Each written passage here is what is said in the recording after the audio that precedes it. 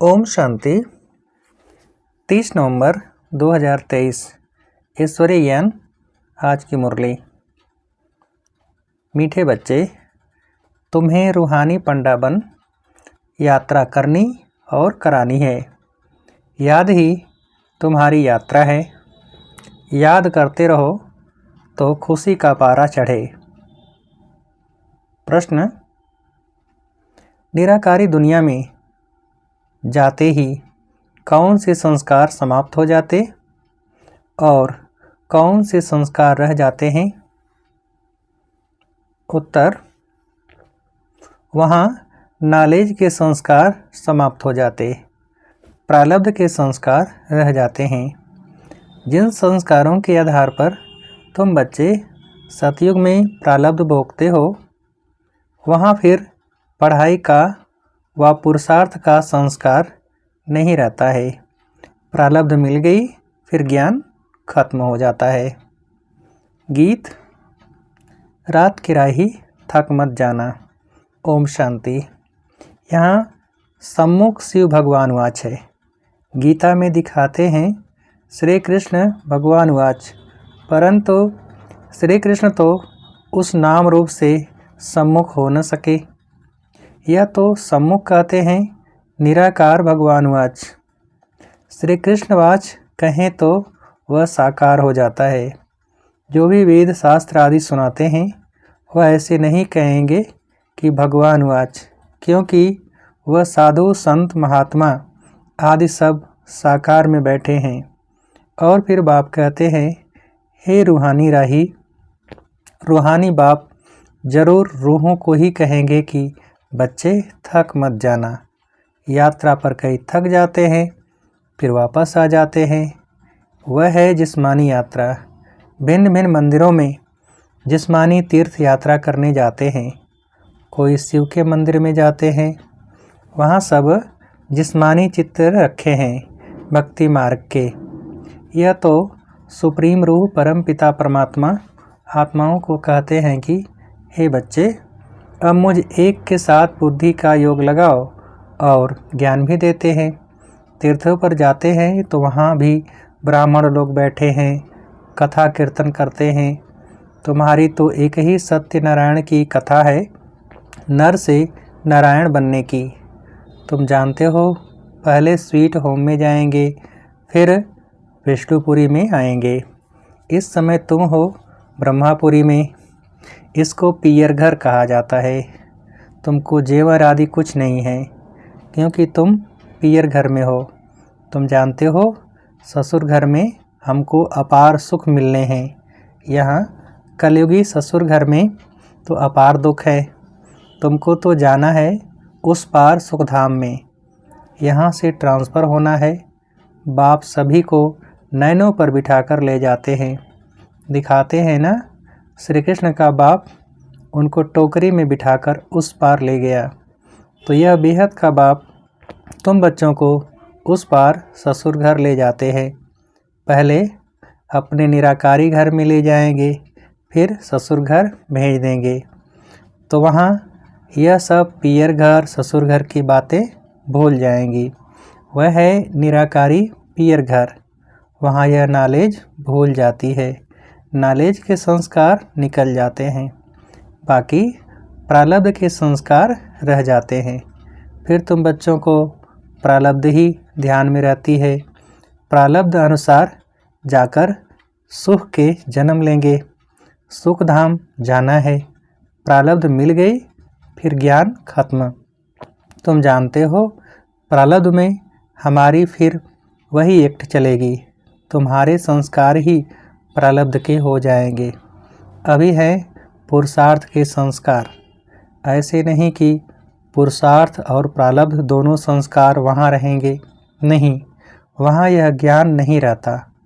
तो यह तुम्हारी रूहानी यात्रा है। तुम्हारा चीफ फंडा है बाप। यूँ तो तुम भी रूहानी पंडे बन जाते हो, सबको साथ में ले जाते हो। वह हैं जिस्मानी पंडे, तुम हो रूहानी पंडे। वह लोग अमरनाथ पर बड़े धूमधाम से जाते हैं। झुंड के झुंड खास अमरनाथ पर बहुत धूमधाम से जाते हैं। बाबा ने देखा है कितने साधु संत बाजे गाजे ले जाते हैं, साथ में डॉक्टर आदि भी ले जाते हैं, क्योंकि ठंडी का समय होता है, कई बीमार पड़ जाते हैं। तुम्हारी यात्रा तो बहुत सहज है।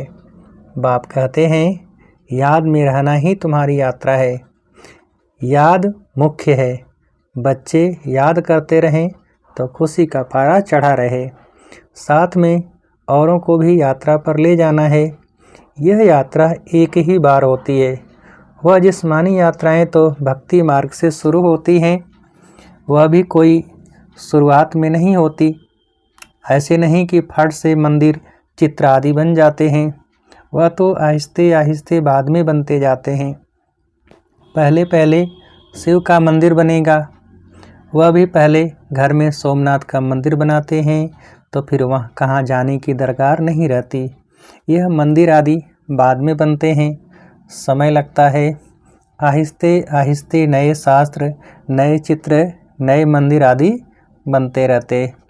टाइम लगता है, क्योंकि पढ़ने वाले भी चाहिए ना। मठ आदि जब वृद्धि को पाएंगे फिर विचार होगा शास्त्र बनाएं, तो इतने तीर्थ स्थान बने, मंदिर बने, चित्र बने, टाइम लगता है ना। बल कहा जाता है भक्ति मार्ग द्वापर से शुरू होता है, परंतु टाइम तो लगता है ना। फिर कलाएं कमती होती जाएंगी। पहले अव्यभिचारी भक्ति, फिर व्यभिचारी भक्ति हो जाती है। यह सब बातें अच्छी रीति चित्रों पर सिद्ध कर बताई जाती हैं। समझाने वालों की बुद्धि में यही चलता रहेगा कि ऐसे ऐसे चित्र बनाएं, यह समझाएं। सबकी बुद्धि में नहीं चलेगा, नंबरवार है ना। कोई की बुद्धि बिल्कुल चलती नहीं, वह फिर पद भी ऐसे पाएंगे, मालूम पड़ जाता है ये क्या बनेंगे। जितना आगे चलेंगे तुम समझते जाएंगे। जब लड़ाई आदि लगेगी फिर प्रैक्टिकल देख लेंगे, फिर बहुत पछताएंगे। उस समय पढ़ाई तो हो न सके।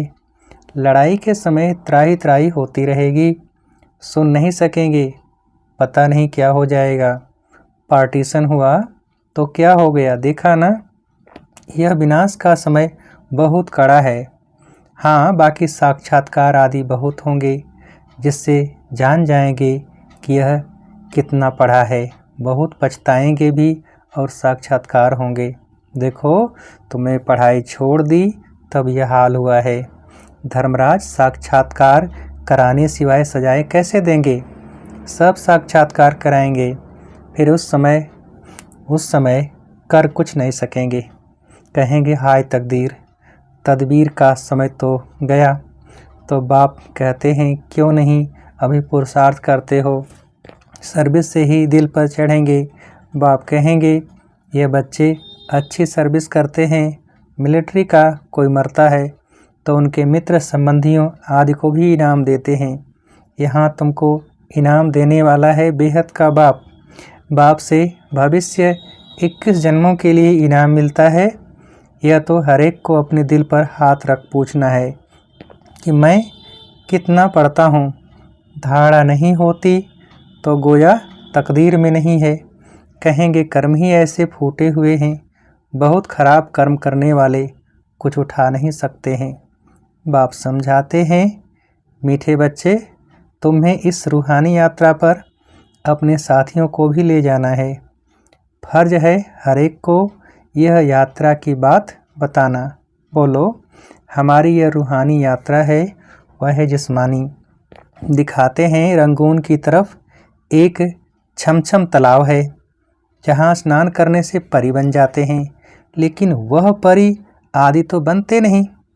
यह है ज्ञान स्नान करने की बात, जिससे फिर तुम बहिष्ठ की बीवी बन जाते हो और ज्ञान योग बल से बैकुंठ में आना जाना तो तुम्हारे लिए कॉमन बात है।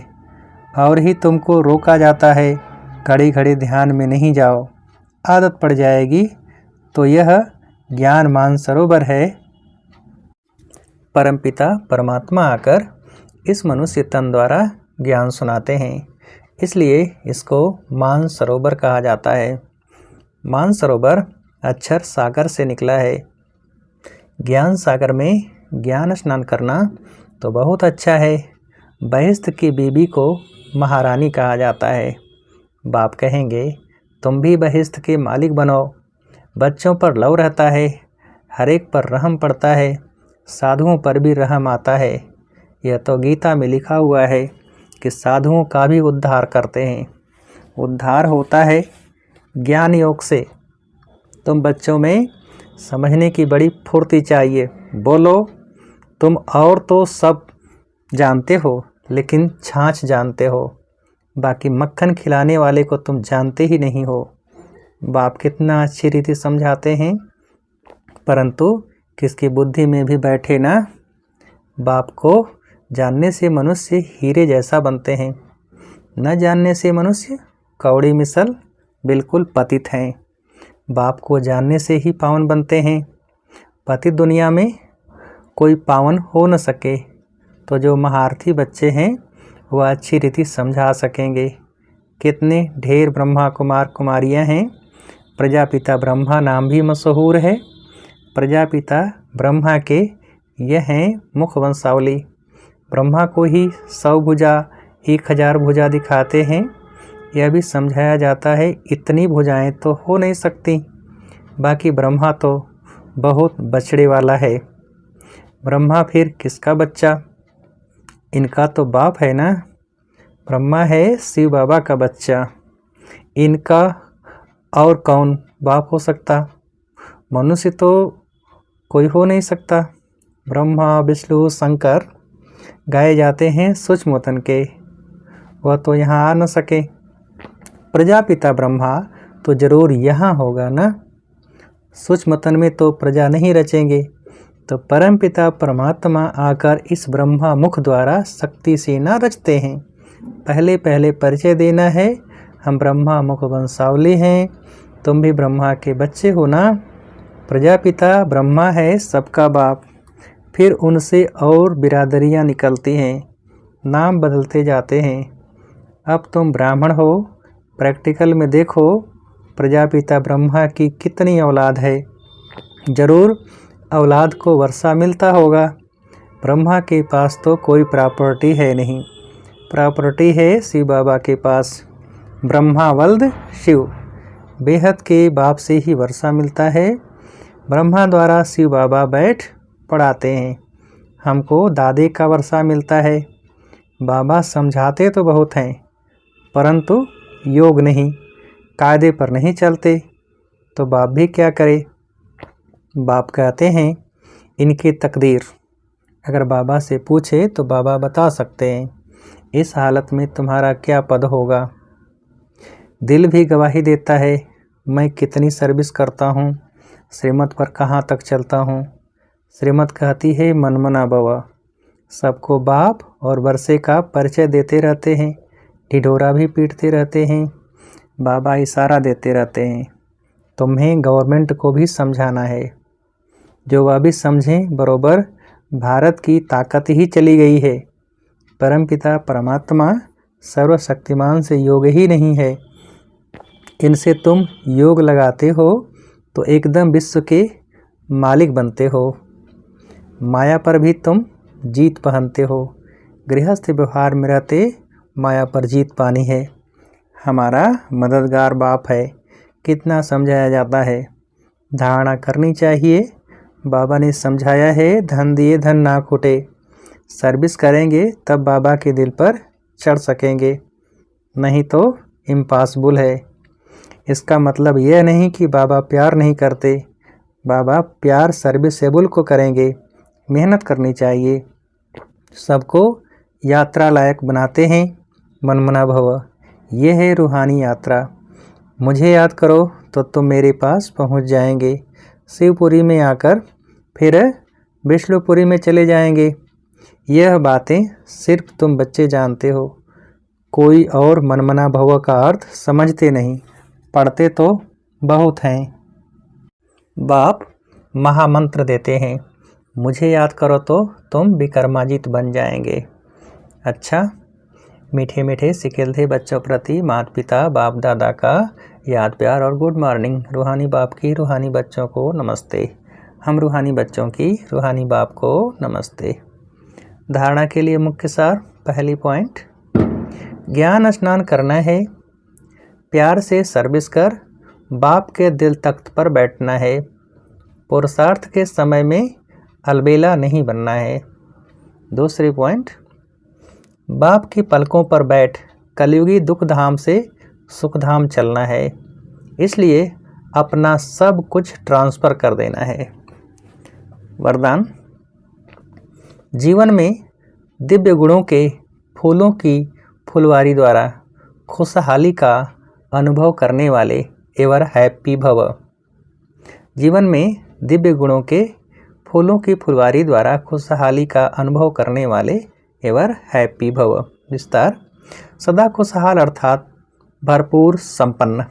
पहले कांटों के जंगल में जीवन थी, अभी फूलों की खुशहाली में आ गए।